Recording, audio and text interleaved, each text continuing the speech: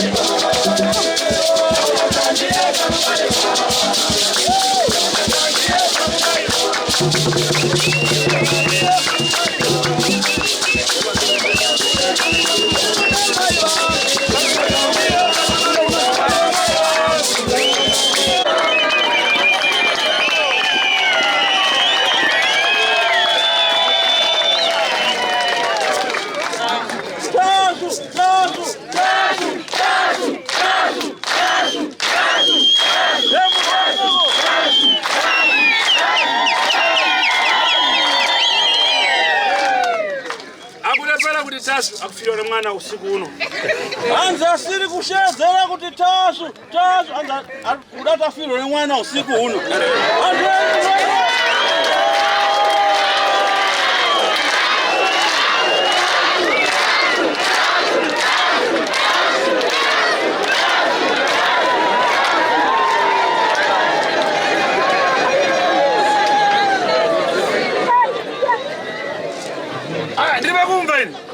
Anza kuti nyaka zaira basi kuti tasu.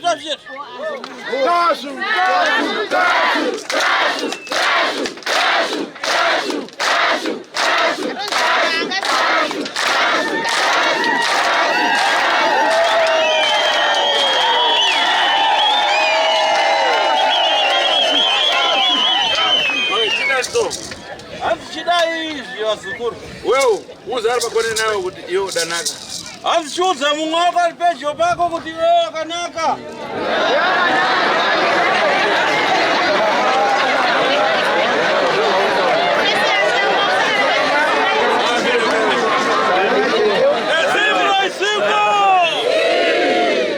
Oya sumda robo ati anagona kuti akanaka pasati paketozi. Zadumbu. Anzi pana zadumbu ari papasumza roko anza ndataza kuudza ari pa next panguti wakanaka. Saka pa next panaka ita sei.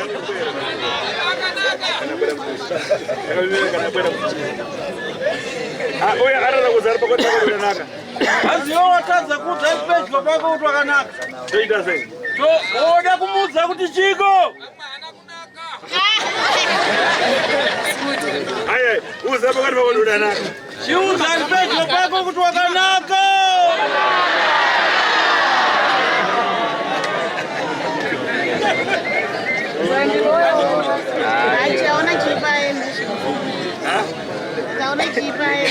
Iyo uza pakati pakoti danaka don. Iyo anzi uza ari pasati pako kuti wakanaka doniwe.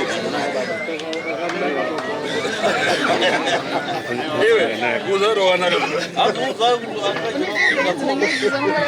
Muzoga ro. Aye, imsubu yawe iri subuga. Subuga komana mubavira bado. Chop. Subuga chop. Zimro Zimko. Auto garage. Bwana. Murugomero komana mubavira. Uzana ro danaka. Iwe uzamwa kuti ukanaka uchimudza kuti ukanaka iwe. Kwadi koshira ana. Asatapindura. Auzwa kuti wakanaka iye ndibatiwe uri Shadrack Meshach Abednego. Ashinoenda rangi nangu. Uye beduza metro. Chaguta rubo chaguta. Uzana ro kanaka tona. Wakanaka. Wakangodaro daro.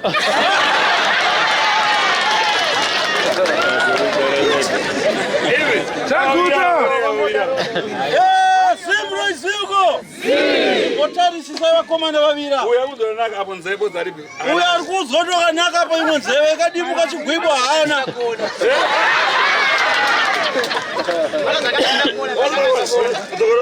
Aiwa uyo je asisina mazita matatu ashati chete.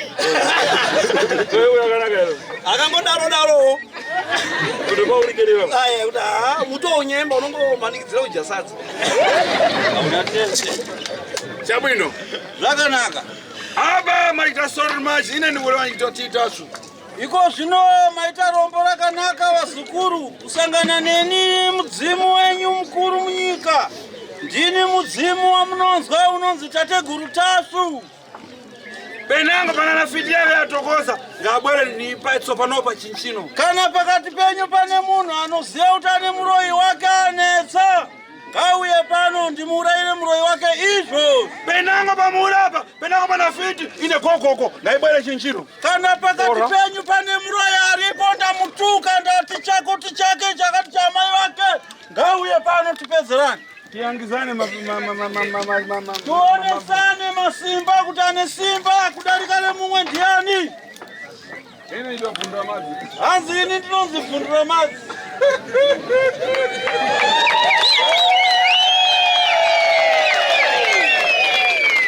Sekuru wangu waseka rizai murune mrizoko. Muona imwe. Muri kuona here zukuru? Ine nawe rideri. Ini handisi sabhuku. Rideri yangu chemera linawo kuti bwerani muchachimanga, bwerani kunembewa nangasi. Ine ndikuti chemera kuti bwerani kupata nufiti. Sabhuku anokushedzai okukokorodzai pamusangano sezvamakaita achikunyorai mazita kuti mupinde mudhona. Mupiwe chibage nzara ipere. Asi ini tateguru ndinokushedzai kuti ndikuparadzirei varoyi. Ndichemera ndikupata nufiti. Ndiri kukushedzai kuti muuye ndikubatei huroyi kuti iwe uri muroyi, iwe uri muroyi. Ndichikunyatsisai pajekerere. Mumafara. Marizve.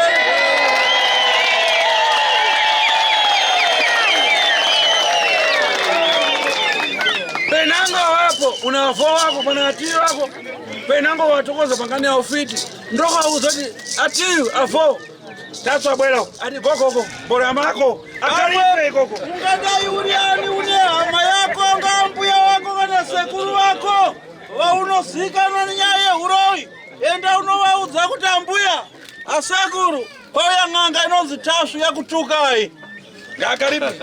Kuti vatsamwe vagumbuke vauye pano tipedze uroyi hwavo. Imwe, mudza ufiti. Nai vazukuru munoziva uroyi here? Tikareka kutukanana. Takarega kutukanana. Ufiti wako umbera uripe mamvu. Uroyi hwako unouya hauri lolo. Haunatse kundiroya chaizvo. Asi ndikakutukana? Asi ndakakutuka. Unkaripa. Unotsamwa zvekuti haiwa unouya neuroyi hwako hwese. Kumba. Ndizvo heroko. Ini ndarara kuti padecha. Mboro ya mache penango pana fiti ya kutokoza. Mboro ya mache. Nekudaro ini sekuru Tashu ndiri kutaura pachena masikati machena ano. Handisi kuita kutumira shoko nechizeve-zeve. Ndati kana pane muroyi aripo anetsa anoziva ane masimba, ndatipore hama yake.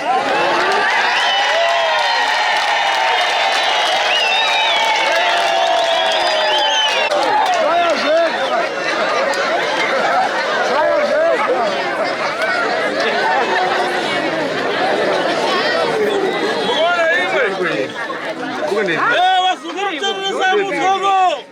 Nomure wacho kuda seku. Hanzi kana pane muroyi ndatsika tsoka yangu apa yadhinda apa.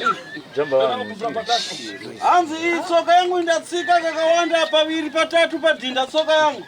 Ngabwere fiti piyani zangu. Hanzi kana pane muroyi aripo ngauyatsike apa netsoka yake, ndinanzve tsoka yake ananzve yangu. Pasana 30 minuto basi. Hanzi tipanane 3 minutes dzakawandisa. Ngauya muroyi.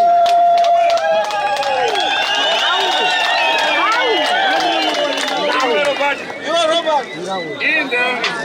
Hanzi tsoka yangu ndatsika apa iyi. Ngabwere penango pana fiti, ibwere apa. Hanzi kana pane muroyi ngauya atsikewo apa to. Penango amsiya kumuyi, afo wako penango atiyu wako. Ngabwere valigalili kuti atiyu. Bai simutimaliza na kutipa. Babwera mvindo. Kana pane hama yake muroyi ariko asara kumbanga ambuya kana asekuru. Ndikuda kukutuma ivi mende munowaza ambuya, asekuru. Matipedza imi kuti tapudza kwauya mshasha biyenyu yeuya Tashu hanzi uyai tipedzerani. Mubafara. Azima zvizere. Wao na wakukana. Anzi iwewo chirega kunovatuka nekuti ndiono zopedzerwa shungu. Anotuka ndini nekuti ndini n'anga. Ndienda kwa siku zao. Kukuza kuti iyo usiti. Wenangoroza. Waroza ndiwao. Ili gogo mbole mako.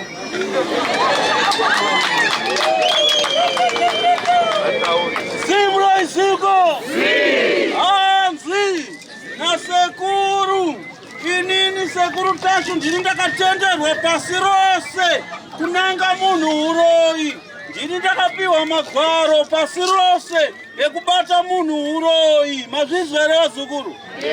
Uye hanzi ndini ndinotenderwa kutuka muroyi, saka muroyi iyeyo ndamutuka.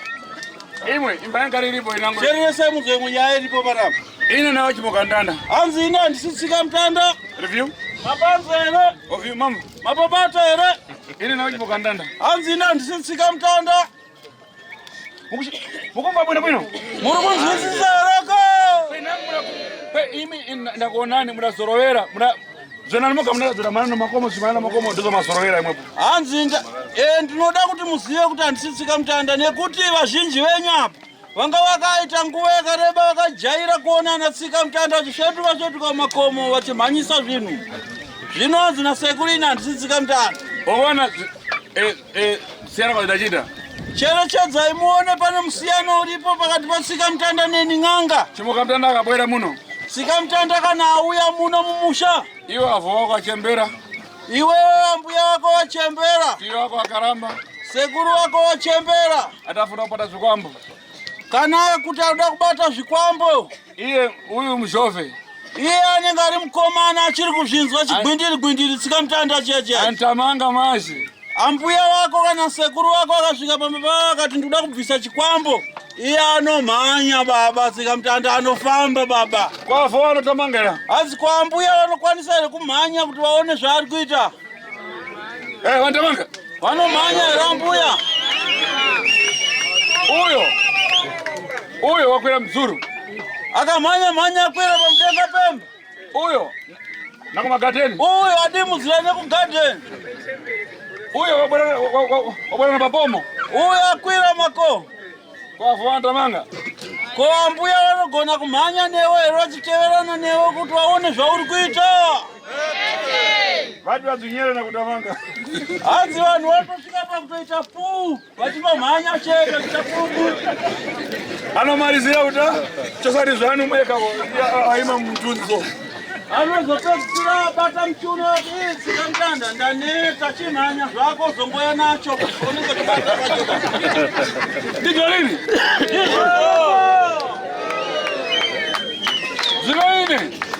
Zvino ini tateguru tasu. Upita katenga weka. Iwe muroyi kana ndakubata pano tikabvumirana tinobvumirana kuti iwe unoenda wega kumba kwavo unotora chinhu chako yana choga pano.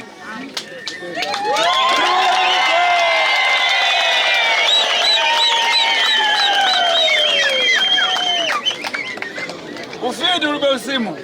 Hanzi uroyi hauna zera kuti kakambuya kana kuti kakachembere ndokaroyi vamwe vanotanga kutoroya tuti vane tudikiso. Mubafara. Mapalata erapo. Apa kitana maita ngono. Apa nifuna kudzina. Kale ndikana na mtima, ndikale mamuna ngoroso mtari maji. Ndine uropo kadandaro kenyu kama ndipa pano kaita kadiki ndanchida kukutambira imuone ndichimbotamba kuti mutange mafara tozobatsirana zvakanaka. Mubafara.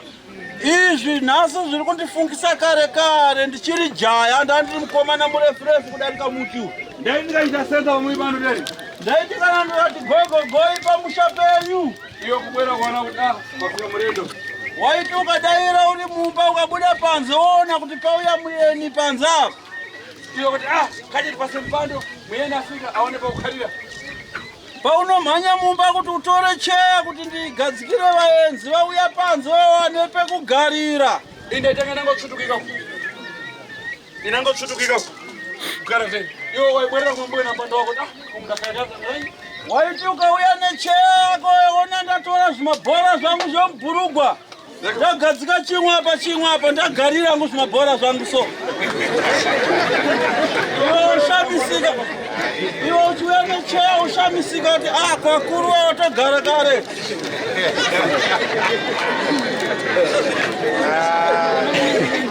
Akubanza wangogareba kudarika mutu magora zvazo zvikuru kungai. Buru Sanjam Buru ya musharifu ele anango ainichemera kuti Chinyamura Mpando. Lanzi ndakasvika pakupiwa nickname yekuti Chinyamura Mpando. Munoziva kuti Chinyamura Mpando zvinorevei? Munhu anofamba akatakura cheya yake. Umba, iyo ndikafamba mwiba ndikatisesa. Iyo kuti kasingobwira vanhu vanoremekedzeka. Kane ndikasanya Mpando. Kumwera ndakacheka koso. Indatonga tsvutu kwisoko. Inango tsvutu kiko kukaratele. Ndaiti ndikasvika pamba penyuwo vochamhanya kunotora cheya kuti ndipepa kugarira. Dzoka ndondatora jende rangu hari ndagadzika. Kuma jende ndagadzika. Ndagara kare.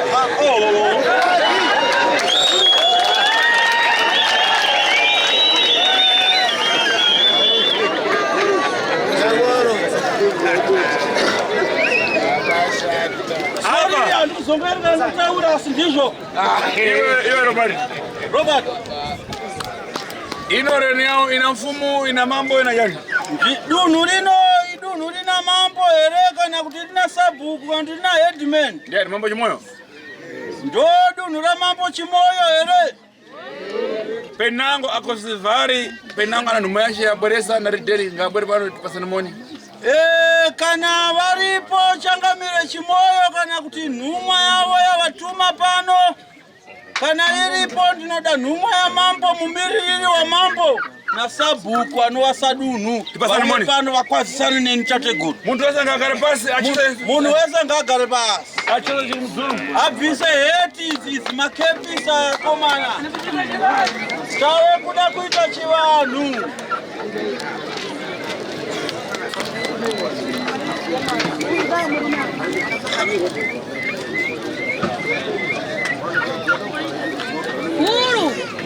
Buru wadedzwa. Alright.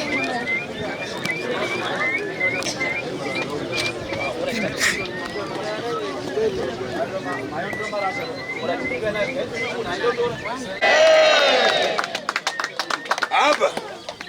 Iko zvino. Ndikanapita kutari. Ndisati ndafambira mberi nematare. Ndiyamba kuti senza ndichikupa para mfumo. Ndichatanga ndasvitsa yangu kuvatungamiri venzvimbo. Ndokumbira mvumo kuvatungamiri venzvimbo pamberi penyu mose kuti ndave kutanga basa rangu.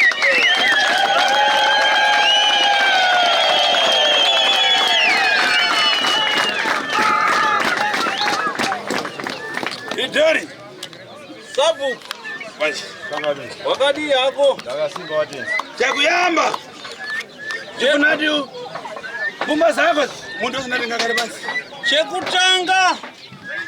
Ndisati ndatanga kutaura ndinoda kuti munhu wese agare pasi nekuti takutaura chivanhu. Tifuna kuyamba tega manja kuna mfumo. Toda kutanga taisa maoko tose.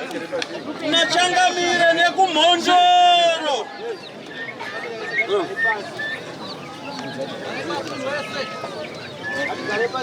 Agare pasi muntu wese.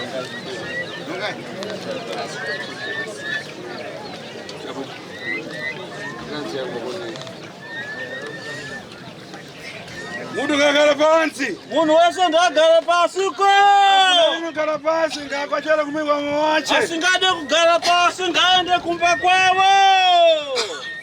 Kusara basi kwa wantu wankoyankomwe kuwantu wankwatama na tiu anango amozi na amozi penango marideri muna anango polisi ya wanu ndo aime awili atatu. Ndinoda vangasari vakamira vakomana vatateguru vanochengetedza homwe yatateguru. Ndivo bedzi vangasari vakamira kana kuti aiwa mapurisa ya sabhuku kana vachengetiwo venzvimbo ino munogara nyi makamira makatora zvinzvimbo zvenyu zvekuchengetedza vanhu. Kureva tikwasa mfumo kukwachaira tikwasa mfumo mirando ukupagari kumira tichikwazisa Changamire imhosva kufamba uri pakafoni kako tiri panguva yekukwazisa Changamire imhosva. Mama fara. Mapanzwa ere vazukuru mosoko. Chita chichito panyakare ndi mfumu ari pafupi. Zvakanaka tinoda kutevedza tsika dzedu dzechivanhu. Mbumba chiteteriteri. Zvakanaka. Sabhuku. Yave nguva yenyu yekuti mutaurewo nemhuri kushandidzana natateguru kwakanaka. Tateguru varipo vachinzwa, Changamire varipo vachinzwa. Aramba chitamanja kuna mfumu tayamda kwa samfumu.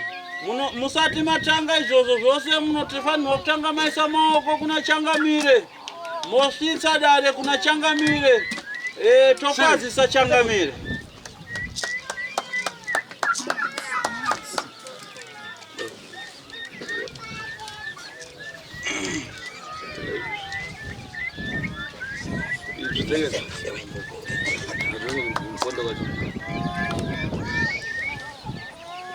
Pamusoro iteteguru.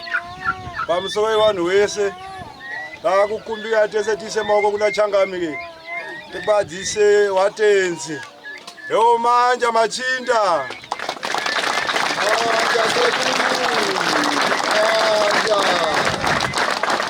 Ai.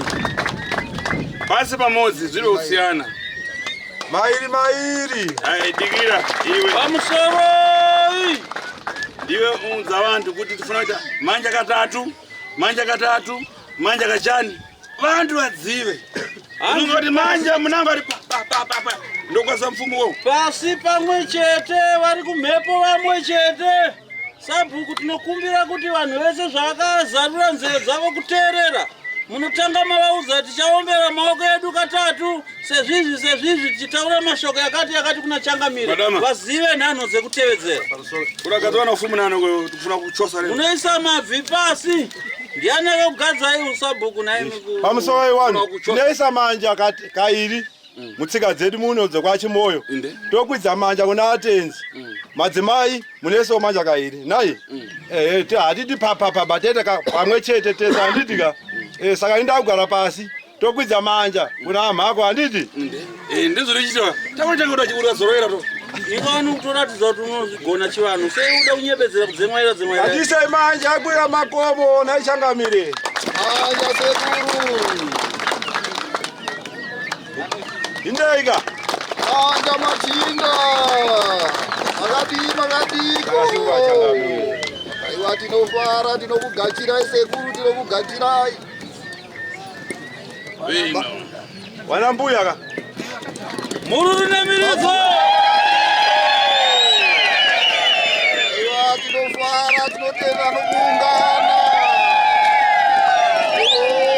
Imba tinobatsirika padambudziko tikateera tsika dzedu.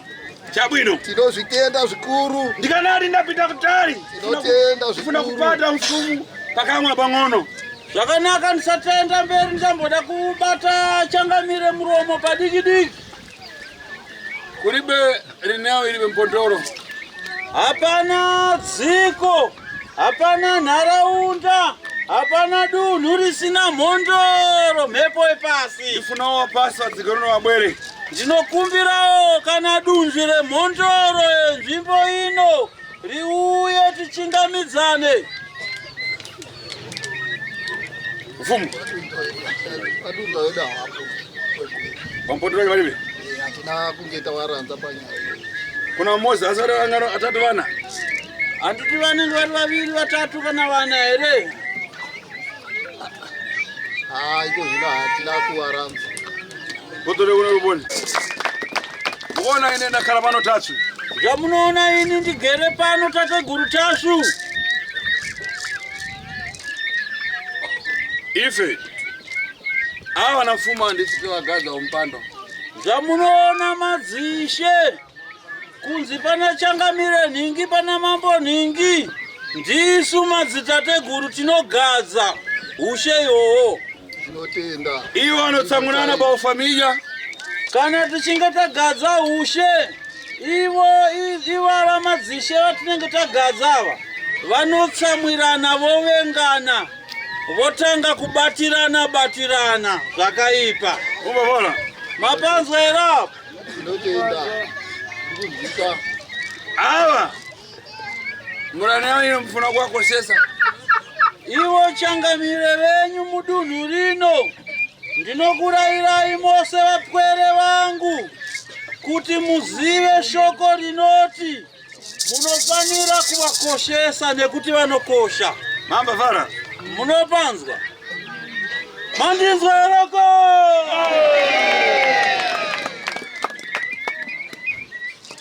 Uyu ndapasha unachemera. Uyu mukomana wandashevedza uyu. Rideri. Sabu. Mtayire. Andidayirei. Unomuziva? Andi munomuziva here mukomana wandadavidzawo. Angarabona. Anogarepi? Anogara kunonzi kwanyamkuriwa. Oh, itanteri.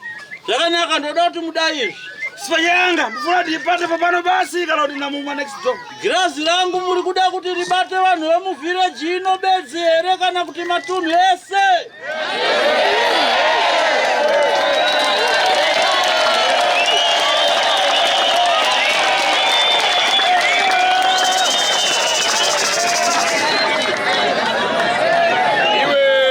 Robert.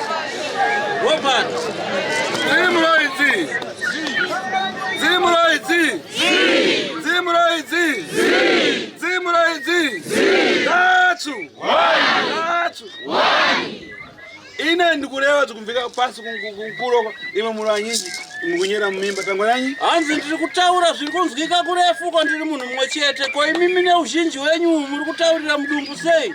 3 1 1 Muri runamirizako.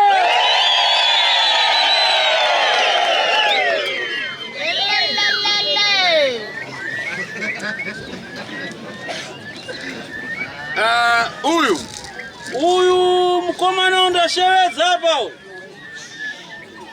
Ndikumfuna mukati. Ndiri kuzomuda mukati mudare rangu. Taurai nyika yese yakateerera. Nekuti ndwa kuti zvijekere munhu wese seku. Ingondi kana pano zvandinazo kana ngondichenesa seku. Kokana wakachena waida kukurumbidza. Alright. Enda mchimhanyira kuzvisvibisa. Aiwa, ndikaporoswa mukatika. Vanhu vanoenda vachitaura zvakawanda. Ndizvozvo. Asi ndiri kudai mati sekuru kana ndakachena kana udzai vanhu. Kwete kuti sekuru kana ndakasviba. Handizive manje kuti ndichiposta.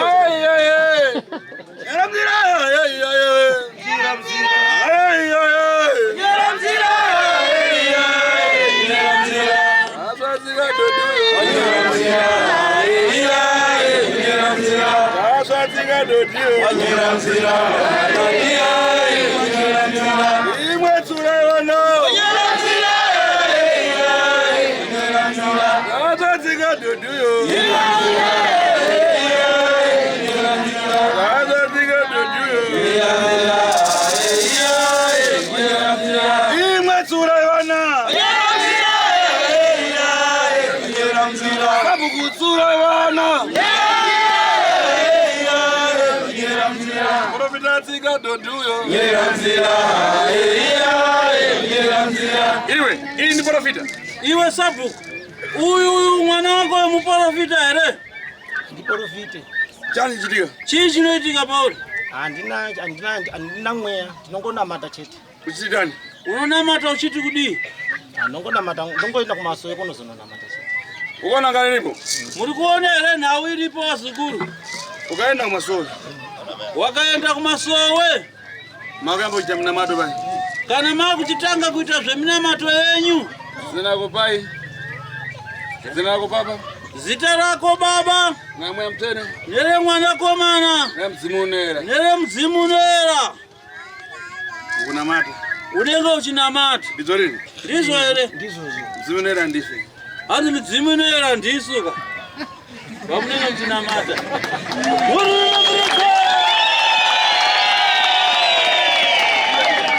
Ukaona wewe.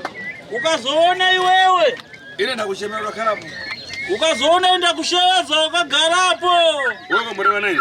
Wakambotaura neni here? Ino ndiziva. Ini unondiziva here? Handisati ndakuona ndatowe kuti ndibatsirwe. Tangwerai ndandifuna kuona pana ungani yako ifuna nepo vantu. Sei ndati iwewe ndichakuda mudare pamwe nhau yako haide pavanhu. Ndangachingoti Nini semu nisingaziwa. Anganyikoti ngoita. Okay, oita so. Jamani akandoda tudai. Huyu ndiye asuka nyama ya wandu mgoti. Asuka nyama no mgoti. Azi huyu ndiye aisa nyama ya wandu mgoti mporo.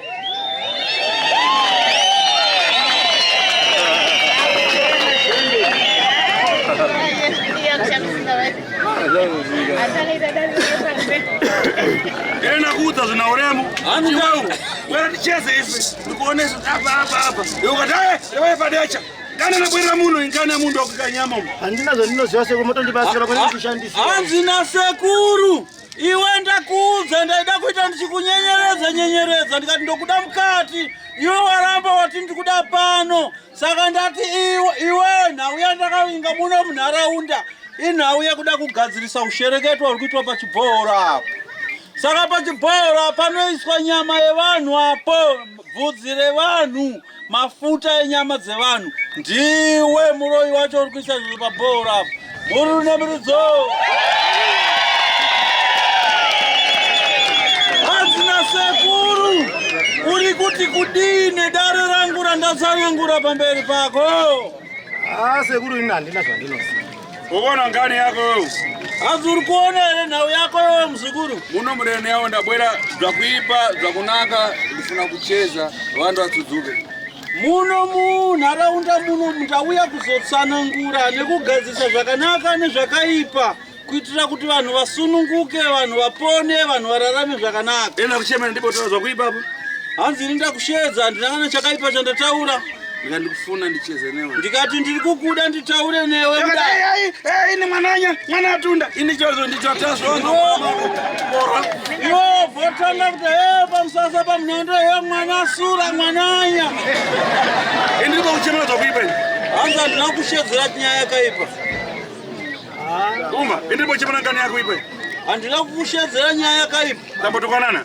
Tambotukana ere. Zvekutondishamisa. Aya, tambotukanana? Hatina kusangana. Kotangona uda kuyeza masimba kwa ine wewe. Hansa sei uda kuyeza masimba kwa iwe. Ufuna litsopanopa. Iyo ubara kumambuya kwangu. Tende pamwe pako ndikafungure mubedroom unorara yo. Hanzi unoda ere kuti izvozvi iwe uye kumashure kwangu inini pamberi. Tende kumba kwako. Ndoenda kumba kwako ndonobvisa zvakaipa zviri. Hai. Nakubvisa zvakaipa. Dangoratidza pamba pake basi. Hai ndoenda nendonokutaridza pamba pako chete. Hande. Chabwino. Right, ndifuna sabuku. Amira sabuku. Amira. Ndati muwerenga 40,000 muisapa. Ini yangu ilipo. Isaya motikari hapo. Tende pambake. Isa 4,000. Tiende zo.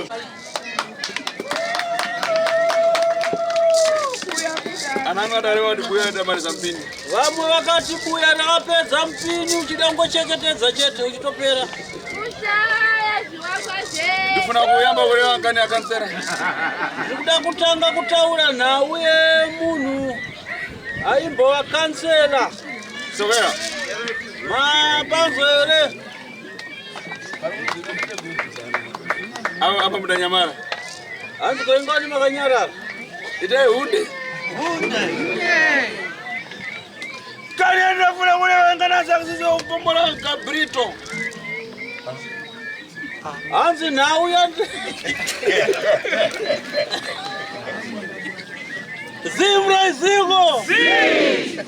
Hanzi nhau yandi kuda kutanga kutaura pano inhau yemukomana anonzi Sakinya Kudika akaita bonde nembudzi.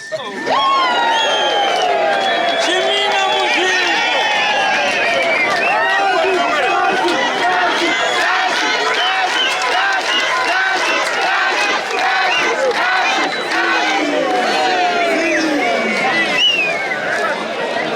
Hanzi ari kupi Sakinya Kudika.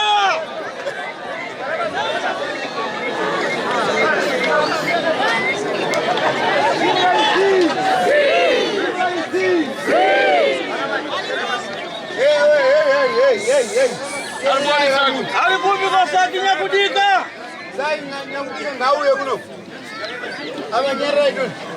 Zimra iziko. Ndofunga sekuru wambotsanangura kuti pano ndichabata varoyi, ndichabata mbavha, ndichabata mhombwe, mahure iri hure ngahure nembudzi. Ari kupiko? Ari kuya ere? Ngamanye kuno.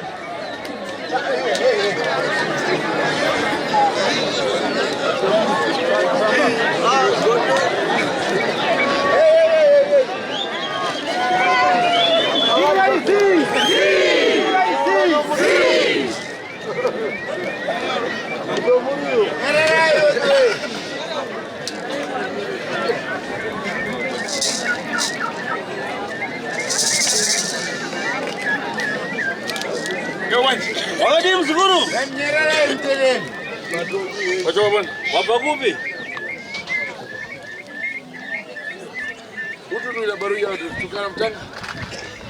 Anzi kotu huku tukuni twarani twarala mtwara matigara mtanga ero.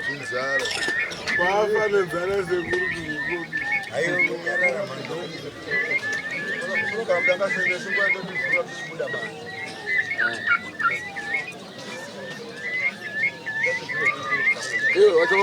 Wapa kupi we mzukuru?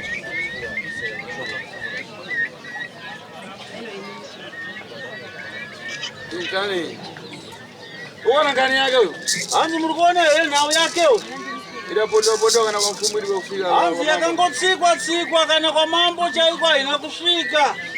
Yakangotsikwa asichimina. Mudunu kuona munhu kuita bonde nechifuo. Sumukana kuone. Anzi sumukana utenderera nesakuone. Mamuona eroyo. Anoziya kunaka kwa mbuzi. So uyu ndakusunungura. Nekudaro. Anzi nasekura kusikuda kwake kuda kwa mhepo dzakaipa dzinomshandisa. Saka ndinoda kumusunungura. Mamba fara.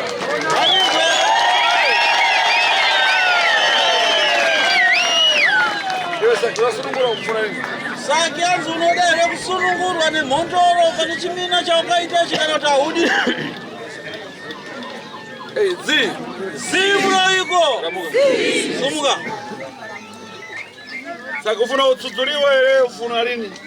Saki ndati uri kuda kusunungurwa ere kana tahudi. Pakana chimina. Panhau yechimina. Ukuna miziyo one. Uri kunyeperwa ere kana ichokwadi chiri kutaurwa mudare. Ha? Taura zvokuti uyanonzwa uyo. Yekuzimbere. Iyo wazvinzwa ere uri pabuta. Hanzi uri kunyeperwa ere kana kuti ichokwadi. Reva kuti ina ndisikunyepewa ndanyanga mbuzi ndikusunungura. Taura kuti shezera ita pamusoro yevanhu vese. Ina handisi kunyeperwa ndakanyengana nembudzi ndokusunungura. Yes, siko unaenda kutaura.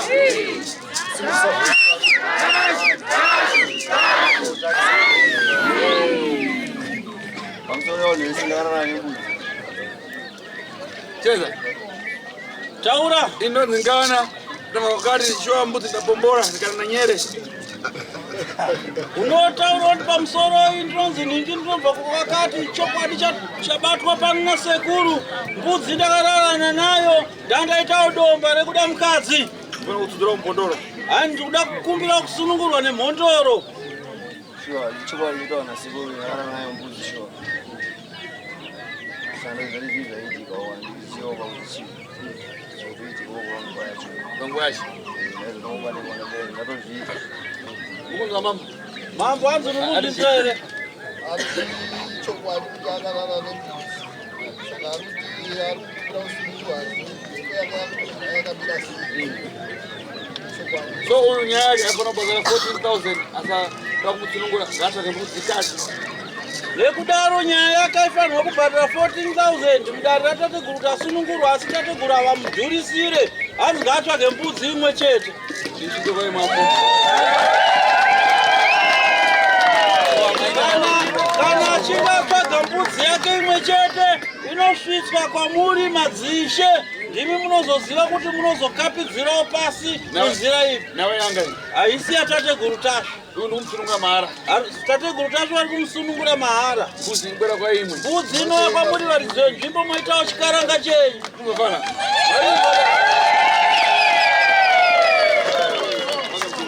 Wakanzeri manya kutoka. Anzishenda unotsvaga mbudzi zvokuuye nayo pasi. Kana usina mbudzi unotsvaga $30 wosunungura natateguru. Mari iyoyo yomirira mbudzi yese kumadzishe uku. Vabereki vako varipi?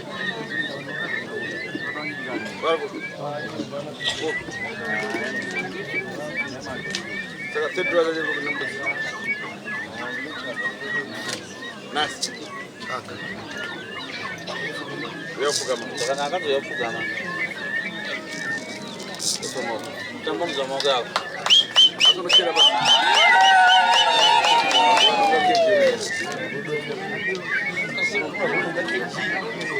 Unaweza kuona. Utizana hiyo. Bila demo. Kama mtoto anasoma kuna kuona kinena.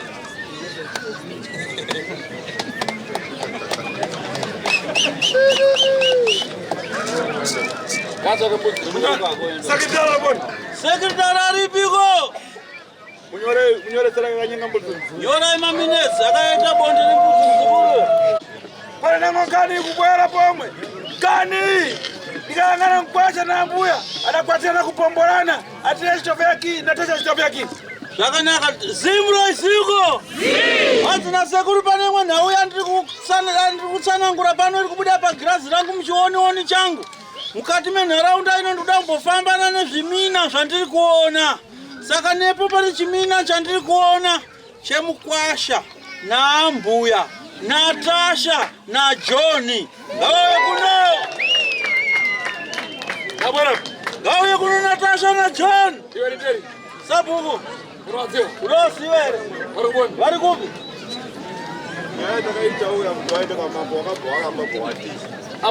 Iko zvino vari kupi? Vabereki vacho ngauye panapa.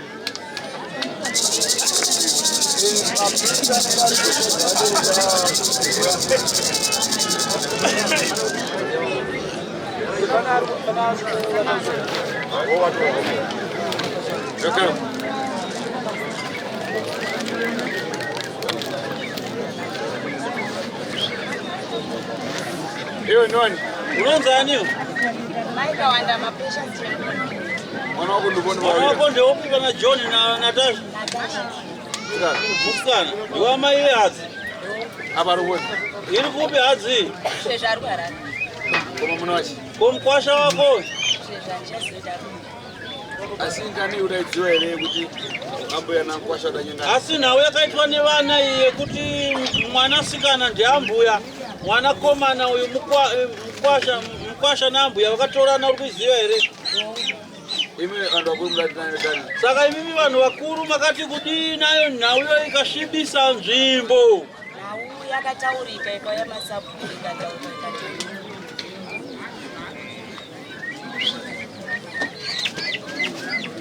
Onani. Ava ndiana? Baba wa Natasha. Anjagana. Kani uraimva tani? Nawi wakaizwa wakaitora sei?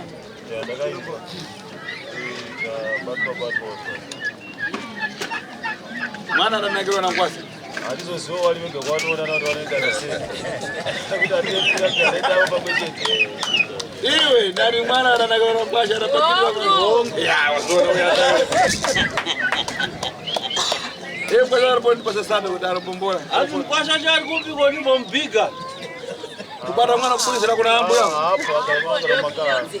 Asa ambuya kana matako chanje njia. Anasiwa jani. Anda asina Natasha ngani magaro mahombere yakachingwa na John. Ayo mwana wako Natasha unamziwa. Kana matako. Ndingati zero ndani magaro. Ayo iona zona utani wewe. Kwa yose kuziwa kwako. Bale baba mwana imiyeze shwa ingadarike shwa kwa shada shwa. Hai pane zvinhu zvekuzoona tapashuwa mkwasha rigapinde nepo apa kundikana.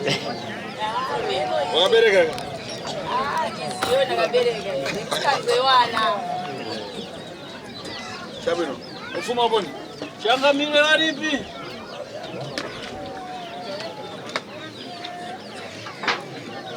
Wachoka. Aya vambo kudasa. Kuti fana uchenesa okay kana kuita mama chibesi. Zvakanaka nawe yenyu chazokushedza mangwana kuseni tozogara pasina changamire imimi muchenurwe panhau iyi mhepo dzepasi dzitambanuke dzifambe zvakanaka. Zvakanaka. Zvinongoitwa chiripiro chidiki zvochenesa. Vanokapidzwa. Kumwana bada matako. Mwana bada musoro. Tangweranyi. Mumwe muna tuita kuipa. Tangweranyi kuchitika na Anodi. Anodi ni ani? Save king. Muda afika pa muti, kombola muti, fika pa nyumba, kombola nyumba. Tangweranyi. Zvakanaka. Asi pane mwana uchatendera masiso yangu ndikatendera munharaunda.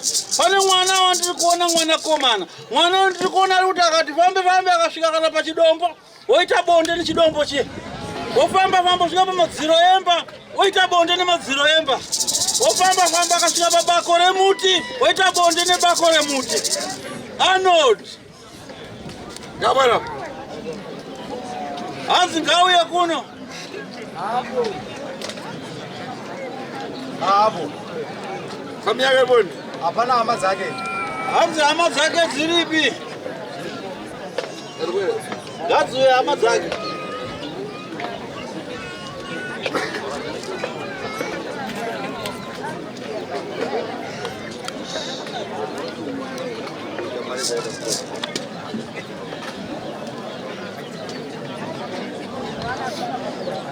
Bana wangu. Mlinga na nyanya muti. Aluboni. Siwali pana bagi pana da uye pana ikilo. Kwa machi. Amayake wali ku. Amaya kwa funa kwali koko. Kana ndikufuna mama jibe. Hanzi nauye ndikuita kuti tichenese mangwana kuseni. Mutibatsire kuti vauye pano.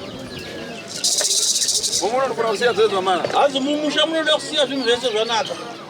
Umofara. Warinzwa shoko. Kala. Mari sikani yesu. Kama ndikutoka kwa ikamura kwa chukula.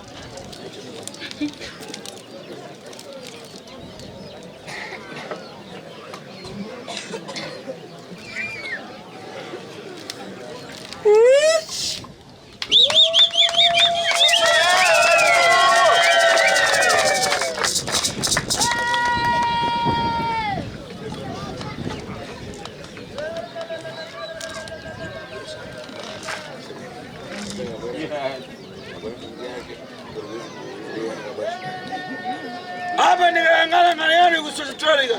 Pana pepo ikufefetera chitavea. Zindidzi zetikia. Adema kwa turuka por favor ndita. Adeba na dzina kuchoka pa mrabashu. Adeba manga chitavea. Kuna muntu umene abwere yangana ngani yake udema ndani. Zvakanaka pane rimwe dare rangu riri kubuda mukati mematare. Ndaona paita mhuri iri kutambudzika nemwana. Mwana anorwara. Achiita seanobudirwa nemudzimu. Wosvika pakuita seanorasika njere. Joseph Chimanga.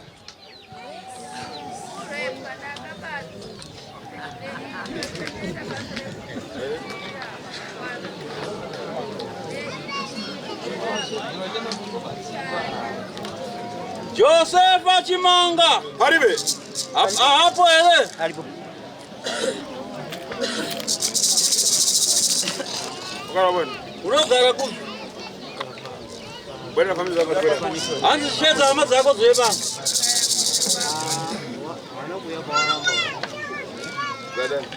Zati kudi.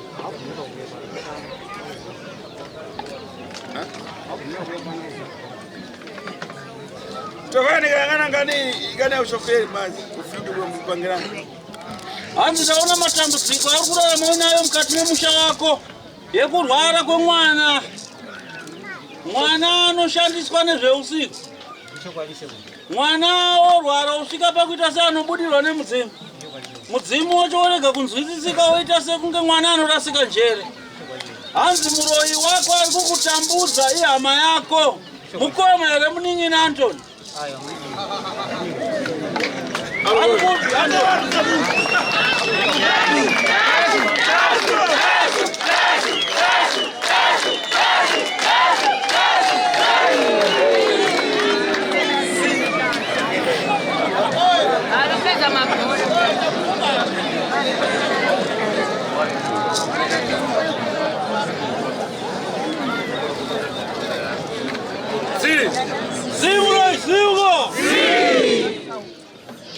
Mwana urora yarikoni. Hanzi mwana ari kurwara yarikoni.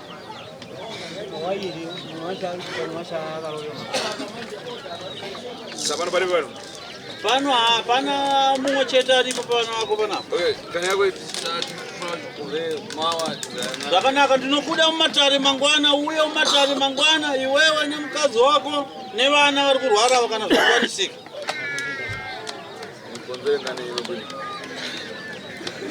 Anapo!